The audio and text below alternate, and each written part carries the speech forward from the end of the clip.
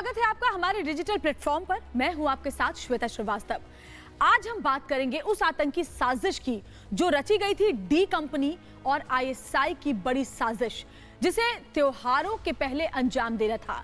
जो प्लानिंग थी वो ये कि रामलीला, नवरात्रि, ये जो तमाम त्योहार अब आने वाले हिंदुस्तान में जो मनाए जाएंगे देश के अलग अलग हिस्से में, इसको टारगेट करना और बड़ी साजिश के तहत दहलाना था।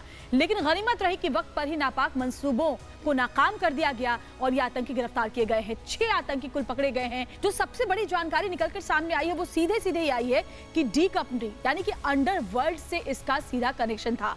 दाऊद इब्राहिम का भाई अनीश इब्राहिम पूरी नजर बनाए हुए था और इसके लिए 2 टीमें अनीश इब्राहिम ने ही बनवाई थी आतंकियों की। पहली जो टीम थी उसका काम था सीमा पार से हथियार की सप्लाई को लाना, यानी हथियार बड़ी खेप में जो पकड़े गए हैं उसे सीमा पार से हिंदुस्तान के अंदर दाखिल कराना।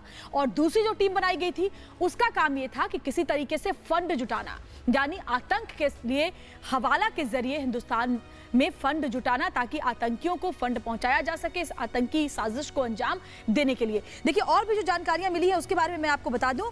उसामा, जीशान, अबू बकर, जान मोहम्मद, मोहम्मद आमिर जावेद और मूलचंद लाला, ये 6 आतंकी अलग अलग जगहों से पकड़े गए हैं। जी हाँ, महाराष्ट्र, उत्तर प्रदेश, इन तमाम जगहों पर जैसे ही छापेमारी हुई और प्रयागराज के भी 4 जिलों में छापेमारी की गई, इससे ये साबित हुआ कि कितना बड़ा इसका नेक्सस था। और जो अंदर से खबर आ रही है, तकरीबन 15 लोग ऐसे थे जो इसमें जुटे हुए थे और बहुत बड़ी साजिश को अंजाम देने की फिराक में लगे हुए थे। ट्रेवल एजेंट है जिसका नाम है अजगर, उसको भी हिरासत में लिया गया है।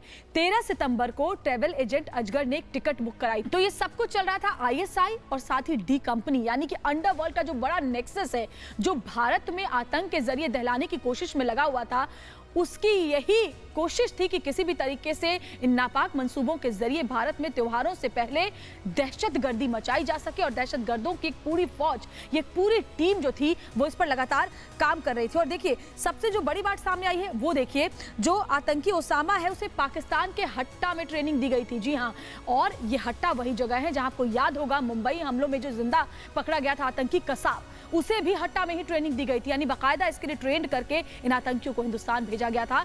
लेकिन गनीमत रही कि हमारे स्पेशल सेल, हमारी पुलिस, हमारी खुफिया एजेंसियों के लिए बड़ी कामयाबी कि इस नापाक मंसूबे को पूरी तरीके से फेल कर दिया गया है। इसी के साथ फिलहाल दृष्टिकोण में इतना ही, लेकिन हमारी तमाम टीम के मेंबर्स आपके सामने हर मुद्दे पर अपनी राय को इसी तरीके से रखते रहेंगे। तब तक के लिए नमस्कार।